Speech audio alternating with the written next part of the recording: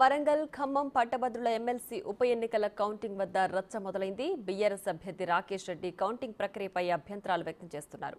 Counting ప్రక్రియలో నిన్నటి నుంచి గోల్మాల్ జరుగుతోందని, అభ్యంతరం వ్యక్తం చేసినా పట్టించుకోవడం లేదని అన్నారు రాకేష్ రెడ్డి.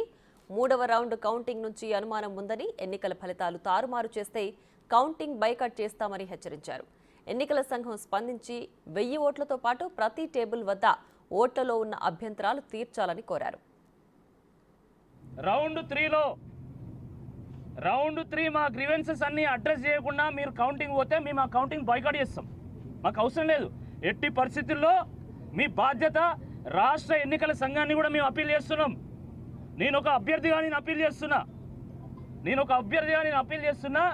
మా యొక్క ఎన్నికల ఫలితాన్ని తారుమారు చేయడానికి ఇక్కడ రిటర్నింగ్ ఆఫీసర్ ఏకపక్షంగా పక్షపాతంగా వివరిస్తూ ఒక అభ్యర్థికి లాభం చేకూర్చేటువంటి ప్రయత్నం చేస్తుంది. ఇది నా యొక్క ఆరోపణ. దీనికి మీ సమాధానం ఏందో చెప్పండి. మీరు మొత్తం క్లారిటీ ఇచ్చినాక, మమ్మల్ని సాటిస్ఫై చేసినాక మాత్రమే ఎన్నికల యొక్క కౌంటింగ్ ముందు తీసుకెళ్లాల్సింది మేము కోరుతున్నాం. మేము ఏదో ఎన్నికలకు భయపడో దానికో దీనికో కాదు. ప్రజాస్వామ్యంలో ఏ తీర్పు ఇస్తే ప్రజలు ఆ తీర్పును శిరసావహించడానికి మేము సిద్ధం. కానీ ట్రాన్స్పరెంట్గా నిర్వహించండి. దట్స్ ఆల్ మేము కోరేది, అంతే. మేము అంతకంటే వేరే ఏం కోరడం లేదు. కాబట్టి ఎందుకంటే వాళ్ళు ఎట్లా మమ్మల్ని పట్టించుకుంటలేరు కాబట్టి మీ ద్వారా ఎన్నికల సంఘానికి, ఎందుకంటే ఎన్నికల సంఘం యొక్క అధికారిగా వారు కొనసాగుతున్నారు, వారి యొక్క ప్రతినిధిగా వారు కొనసాగుతున్నారు. కాబట్టి మేము రాష్ట్ర ఎన్నికల సంఘానికి, భారత ఎన్నికల సంఘానికి మేము అప్పీల్ చేస్తున్నాం. ఈ ఎన్నికల నిర్వహణలో మాకు అనేక అభ్యంతరాలు ఉన్నాయి. ప్రతి టేబుల్ దగ్గర 5 ఓట్లు 6 ఓట్లు చాలా డిఫరెన్సెస్ వచ్చినాయి. మేము అయినా కూడా అవన్నీ భరించినాం. నిన్నటి నుండి మీకు కనీసం ఎక్కడ కూడా కనీసం ఒక కంప్లైంట్ కూడా ఇవ్వలే.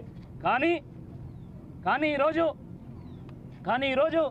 ఏకంగా ఒక రౌండ్లో ఒకే హాల్లో 1000కు పైగా మరి తేడా వచ్చిన సందర్భంలో ఖచ్చితంగా దీన్ని తేల్చుకోవాలి.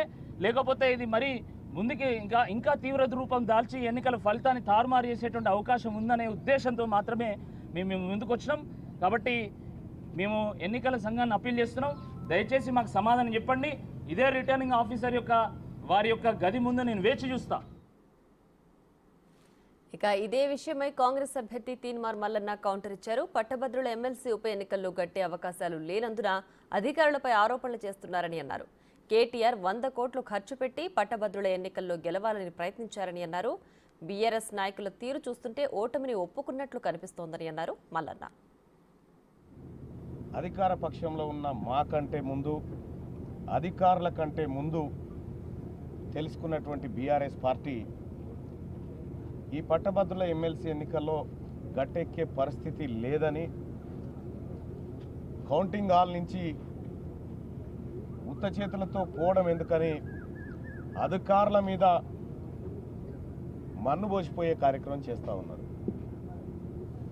వాళ్ళ ఫ్రస్ట్రేషన్ను మేము అర్థం చేసుకోగలుగుతాం, వాళ్ళ బాధను అర్థం చేసుకోగలుగుతాం. ఎందుకంటే కేటీ రామారావు గారు